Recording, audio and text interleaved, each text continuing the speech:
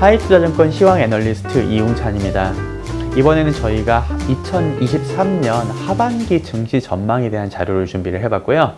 딱히 딱 증시, 코스피 증시만 얘기하기보다도 약간 이제 세상에 대한 그런 구조적인 부분의 그런 문제부터 해서 AI까지 지금 AI 얘기가 많이 나오고 있잖아요. 거기부터 해가지고 미국 증시, 미국의 상황, 그리고 그 다음에 그것들이 코스피에 어떤 영향을 미칠 것인지까지 좀 큰 그림에서 말씀을 드려보도록 하겠습니다. 크게 생각했을 때 저희가 가장 중요한 흐름은 지금이 미국의 그 신냉전 시대 그리고 리쇼링 시대, 이게 가장 큰 전 세계의 흐름이 아닌가, 저희는 그렇게 생각을 하고 있어요. 이게 저희가 작년부터 계속 가져가고 있는 그런 세상의 흐름입니다만은, 최근에 이제 자료를 봤을 때 여러 가지 FDI 들어가는, 그러니까 세계의 그 이제 직접 이제 Foreign Direct Investment, 그러니까 직접 투자 이런 자료 수치 같은 것을 본다 하더라도 미국에 아무래도 계속 이제 투자가 들어가고 있어요. 지금 한국 기업들도 마찬가지지 않습니까? 계속 미국에다가 뭔가 IRA든 뭐든 이제 뭔가 미국 향으로의 투자가 계속 들어가고 있고, 미국 내에서는 그래서 지금 뭔가 계속 투자가 이루어지고 있습니다. 그래서 1930년대, 약간 좀 오래된 얘기입니다만 1930년대에 무슨 후보댐을 짓던 그런 뉴딜 정책이라든지, 아니면 1950년대에 고속도로를 짓던 그런 상황처럼 뭔가 경기가 안 좋다고 하지만 경기가 그렇게 안 좋지 않아요. 왜냐? 소비 경기가 그렇게 좋지는 않은 건 우리가 알고 있습니다만, 그럼에도 불구하고 뭔가 정부의 정책에 의한 그런 기업들의 리쇼어링에 의한 그런 투자들은 상당히 많이 이루어지고 있습니다. 이게 어떤 이유 때문일까요? 미국에서 결국에는 이 신냉전 시대에 중국을 견제를 해야 되고, 미국 내에 임금을 상승을 시키고 일자리를 만들어야 되고, 미국의 제조업 경쟁력을 다시 회복하고 싶다. 그런 미국의 그럼 다시 패권을 확보하고 싶다. 그 신냉전 상황에서 그런 야망이기도 하고 노력이기도 한 것 같습니다. 그런 정책 방향이 나타나는 것 같고요. 그래서 세계화 시대 1990년대 이후에 미국이 사실 제조업을 많이 놨거든요. 근데 그걸 다시 미국 내로 리쇼어링 하고 싶다, 다시 들여보내고 싶다는 게, 다시 확보하고 싶다는 게 미국의 산업 정책이라고 보시면 될 것 같습니다. 여기에다가 기술도 계속 발전을 시켜야 돼요. AI나 5G 드론 이런 것들, 중국이 생각보다 많이 쫓아오고 있고, 일부 기술은 중국이 더 앞서 나가는 부분도 있는 것 같아요. 그런 걸 생각해 봤을 때 미국은 일부는 중국의 발목을 잡고요. 반도체 같은 거 못 나가게 하면서, 그러면서 또 기술에서는 뭔가 버블을 일으켜가지고 뭔가 과열을 일으켜서 AI든 반도체든 뭐든 이건 또 기술을 확보해 나가면서 그런 전략을 펴가고 있다. 미국에서는 이렇게 생각이 됩니다.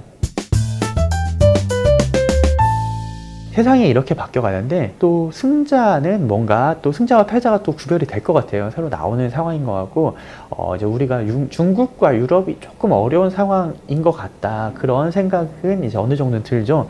그런데 뭔가 승자를 우리가 인도나 인도네시아 같은 나라들도 우리가 한번 이제 여러 가지 회자가 됐습니다만, 일단 금융시장에서는 일본과 멕시코가 승자인 것 같다. 약간 이런 그런 판단이 나오는 것 같아요. 왜냐? 일단 일본 증시가 지금 30년 고점 수준으로 다시 상승을 했고요. 멕시코도 여러 가지 이제 논란이 있습니다만, 여튼 멕시칸 헤알화 같은 것들은 정말 이제 최근 1년간 고점 수준으로 올라가 있습니다.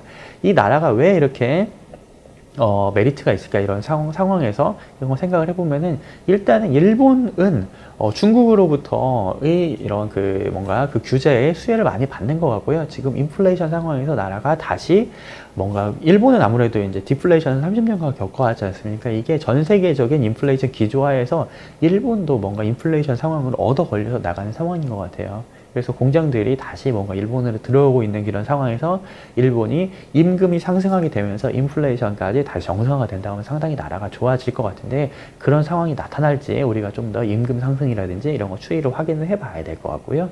멕시코의 경우도 뭔가 수혜를 많이 받는 것 같습니다. 멕시코라는 나라는 이제 북미 자유무역협정 나프타 상황에서 이제 미국과 무역 장벽이 별로 없는 나라입니다. 하지만 실제 장벽은 있어요. 실제 뭔가 국경 장벽은 있지 않습니까? 사실 그래서 사람은 넘어오지 못하게 하고 물건은 넘어갈 수 있게 하는 그런 뭔가 특이한 그런 미국과의 관계가 있습니다.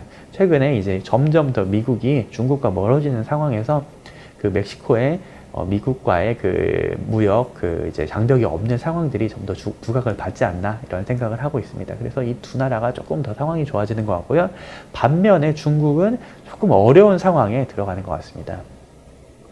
중국을 보시면은요, 여러 가지 지금 경제가 조금 안 좋다, 리쇼어링 효과가 조금 부진하다 이런 것들도 문제긴 해요. 그래가지고 우리가 2분기가 사실은 2분기 경제 성장률이 제일 좋을 거라고 생각은 했었거든요. 뭐냐, 작년 2분기가 워낙 그 상해를 봉쇄한다든지 코로나로, 그래서 워낙 안 좋았기 때문에 올해 2분기까지는 리쇼어링, 리오프닝 효과가 있을 거다라고 생각은 했어요. 그 다음이 괜찮을 수 있을까? 그거는 약간 이제 걱정이 되는 부분이었는데, 지금 경제 지표들이 나오는 거 보면은 사실 리오프닝 효과도 그렇게 크진 않은 것 같고, 하반기에 진짜 경제가 조금 더 개선될지는 우리가 좀 추이를 지켜봐야겠습니다만, 일단은 상당히 실망스러운 상황입니다.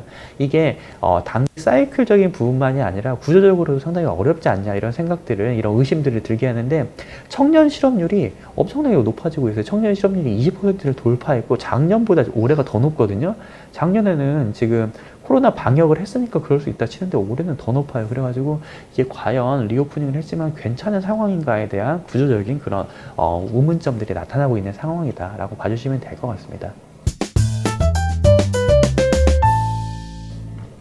이렇게 어려워진 상황, 그리고 전 세계적인 승자와 패자가 갈리는 상황, 그리고 미국은 지금 리쇼어링을 하면서 상당히 좋은 상황이잖아요. 그래서 증시가 일단 미국만 갑니다. 미국 나스닥 위주로 가고요. 뭔가 답은 나온 것 같아요. AI가 정답인 거는 일단은 거의 확실한 것 같아요. 여기서 더 가느냐 안 가느냐의 문제지, 다른 게 가냐 이거는 별로 그렇게 중요하지 않은 것 같고요. AI가 더 갈 수 있느냐. 그래서 여기서 AI로 일단 시장의 버블로 끝장을 볼까, 그걸 가지고 우리가 하반기에 좀 많이 관심이 가게 되는 것 같습니다. 일단은 AI에 대해서도 여러 가지 부분들이 있었는데, 과거에는 AI 모델 얘기도 나오고, 그 다음에 데이터를 수집하는 그런 플랫폼 쪽이 더 좋지 않느냐, 뭐 데이터 게더링 얘기도 나왔다가, 지금은 병목 현상이 이제 반도체에서 걸린 것 같아요. 반도체라고 해도 뭔가 메모리보다는 사실 이제 엔비디아가 하는 그런 그래픽 GPU 아니면은 AI 관련 그런 반도체들에 뭔가 병목 현상이 걸린 것 같거든요. 그래서 그쪽에서 뭔가 버블이 일어나고 있고요. 엔비디아의 지금 실적 보시면은 세일즈도 세일즈지만 EPS가 뭐 급격하게 상승을 하고 있습니다. 지금 이 병목 현상들이 전부 다 회사의 이익으로 떨어지고 있다는 거고요. 그래서 주가가 많이 올라가지만 EPS가 올라가는 것도 사실 밸류에이션이 그렇게까지 올라가는 것도 아닌 것 같거든요. 이렇게 답이 나와가는 상황인 것 같은데, 여기에서 AI가 더 갈 수 있을까? 과연 하반기에 이게 반도체로 한번 끝장을 볼 수 있을까? 이거에 대한 판단을 우리가 증시에 대해서는 좀 더 내려봐야 될 것 같아요. AI가 상황이 나쁘지 않고, 특히 미국도 상황이 좀 나쁘지 않거든요. 그래서 보면은 미국이 지금 거시경제적으로 보시면은 미국이 리세션에 들어가냐 안 들어가냐 논란이 참 많습니다만은, 일단은 경제 지표가 괜찮습니다. 아직은 안 좋은 것들은 미래에 안 좋을 거라고 지금 반영이 뭔가 되고 있습니다만, 아직은 그게 지금 이제 좀 뭐 그렇게까지 걱정은 됩니다만, 당장 뭐가 안 좋게 나오기는 좀 아닌 것 같고요.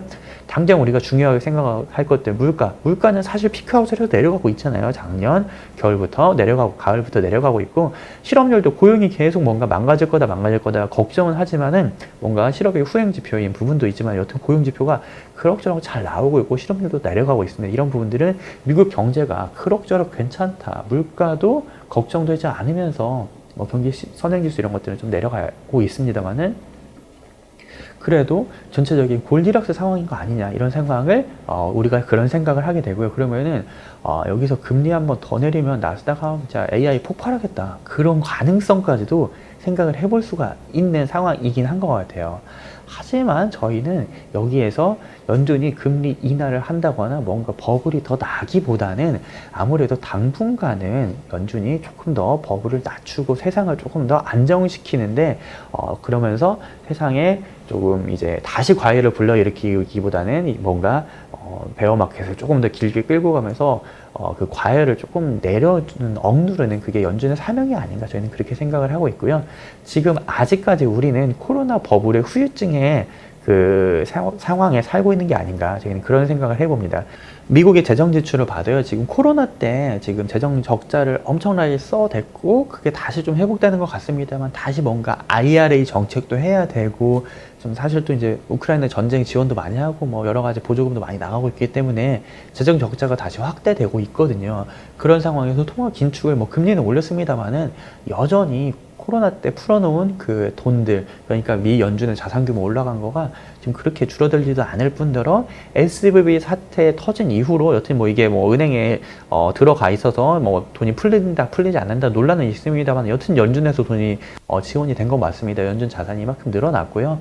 이런 상황에서 연준이 올해 상반기까지는 그래도 물가가 전년 기저효과도 있고 유가도 작년에 이제 100불이 넘어갔던 상황에서 지금 이제 70불대로 유지가 되니까 이제 전년 대비로는 물가가 계속 이제 하락하는 국면이긴 한데 여기에서 올해 하반기로 갔을 때 다시 물가가 조금 더 부담이 될 수 있겠고 또 엔비디아나 이런 나스닥 또 계속 나스닥 정고점이 지금 거의 10몇 프로밖에 13% 정도밖에 안 남았어요.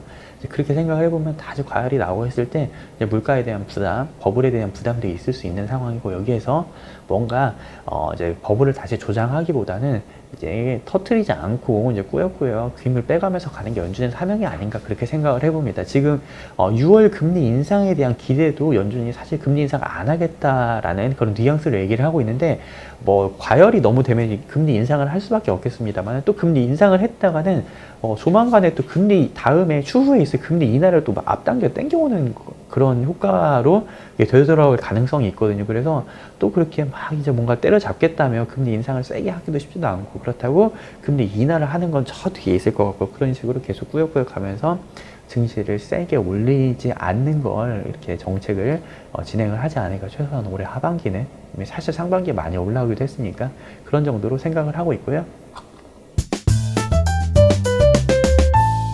언젠가 금리를 자연스럽게 인하할 때가 오긴 할 거라고 봐요. 자연스럽지 않을 수도 있어요. 사실은 뭔가 크레딧이 터져가지고 세게 인하를 하든 아니면 그 물가가 천천히 내려오면서 자연스럽게 5%대의 기준금리가 너무 높은 게 아니냐면서 천천히 내려오게 되는 그런 상황이 이제 우리가 언젠가는 마주치게 될 것 같은데 아마 올해는 힘들 것 같고 내년 초가 되면은 이 인하에 대한 논란이 다시 불거지게 될 겁니다. 그렇게 됐을 때 다시 이제 우리가 자연스럽게 금리를 인하하게 되면 또 증시가 또 정고점을 뚫고 갈 수도 있을 것 같고 그때의 병목이 있는 그때 기술이 많이 이제 진보될 것 같은 그런 섹터에서 또 이제 버블이 나오고 이제 또 주도주가 나오지 않을까 좀 그런 생각을 해봅니다. 우리가 코어 CPI 뭐 전월 대비 이런 것들 많이 봐야 될 것 같아요. 아직 전월 대비 코어 CPI가 0.4, 0.5 이렇게 왔다 갔다 하거든요. 그러면 이게 0.4가 계속 유지가 돼도 1년으로 따지면 그냥 단순히 따지면 12개월 동안 0.4%가 올라가면 4.8%예요. 만만치 않은 물가거든요. 이런 상황에서는 금리 인하가 쉽지 않습니다. 하지만 이게 0.3, 0.2 이렇게 쭉쭉 내려가게 되면 어느 순간이 되면은 이제 사실은 지금 10년과 2년 금리 스프레드 역전폭 이런 것들을 생각을 해보면은 금리가 사실 그렇게 낮은 수준이다로 얘기하기는 시장은 상당히 부담스럽다고 판단을 하고 있긴 하거든요. 그런 부분들이 조정이 될 때쯤에 아마 내년 초가 될 때 우리가 다시 이거를 고민하게 될 것 같고 그때 증시가 조금이라도 좀 기간 조정이라도 받고 있다 하면은 다시 올라가지 않을까 좀 그런 생각을 해봅니다. 좀 많이 뒤의 얘기입니다만은 좀 그때까지는 조금 기간 조정이 시간이 필요하다. 저희는 그렇게 생각을 하고 있습니다. 네, 나스닥 증시에 대해서는 조금 이제 많이 온 게 아니냐 이런 생각을 갖고 있습니다만 코스피는 상황이 조금 더 괜찮은 것 같아요. 왜냐, 이익 전망치가 미국과는 달리 미국은 그래도 여전히 감익 구간이긴 하거든요.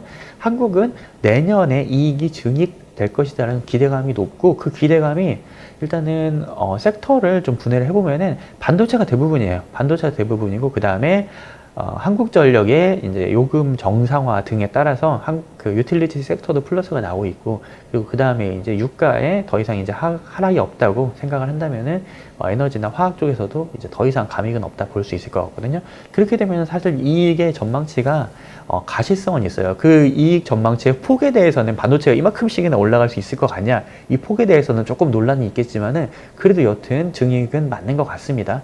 이거는 좀 확실한 상황인 것 같고 그 폭에 대해서는 우리가 하반기 내년 초를 가면서 조금 더 상황을 좀 봐야 되겠죠. 그런 상황이면은 상황이 그렇게 나쁘지는 않은 것 같은데 그래도 상반기에 우리가 생각해보면 상반기에 2200부터 시작했어요, 증시가. 그래서 2600까지 왔거든요. 400포인트가 왔고 지금 많이 온 게 아닌가, 사실은 조금 조심스럽지만 그런 생각은 좀 들어요. 그래서 상반기에는 저희 하우스에서 이제 잘 아시겠지만 상반기에 증시가 많이 오를 거다, 그런 뷰를 제시해드린 적이 있고, 5월에 많은 분들이 걱정하실 때도 그렇게까지 나쁘진 않을 것 같다라고 말씀드린 바가 있었습니다.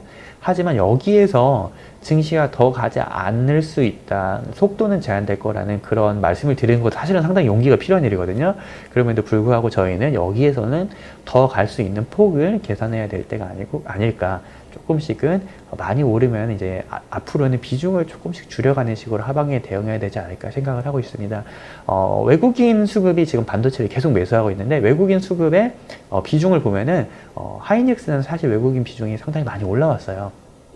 그리고 차트 보시면은 삼성전자도 이제 과거 고점 대비로는 아직은 여력이 남아 있습니다만은 2017년부터 해서 2019년까지는 자사주 소각 때문에 많이 올라온 부분들도 사실 있었거든요. 근데 그 부분을 제외하면은 그래도 예년 평균 이상까지는 올라온 것 같아서 그래도 많이 사긴 샀구나, 좀 어느 정도는 사긴 샀구나, 그런 생각이 들고요.